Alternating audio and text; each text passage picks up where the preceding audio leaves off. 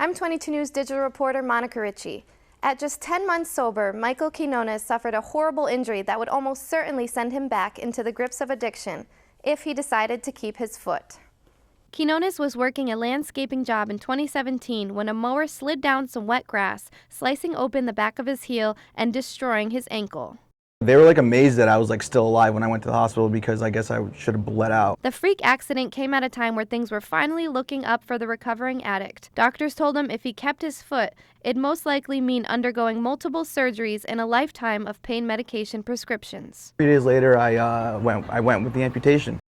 Would have fell back into addiction if you were on pain meds? Yeah, pretty much. Yeah, it's mental for me. It's just it's one of those things where I just don't think, it's a problem and it becomes a problem, especially if you give me the okay, a prescription or something, so I left the hospital with no prescription. Now nearly 3 years sober, he is confident he made the right decision. I woke up in the hospital after my surgery and my room was filled with friends and family.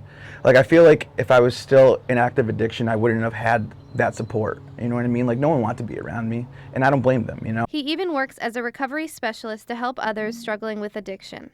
I know it's hard to love someone who has a past like that, but I feel like that's what we need is just love, because it really helps. This month marks 2 years since the accident.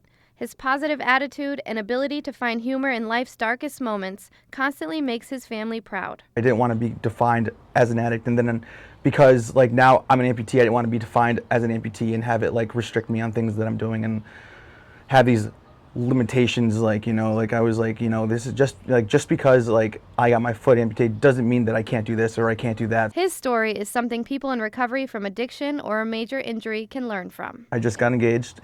We were in Jamaica and I proposed. She said yes. I'm working in treatment today. I have just about 3 years sober.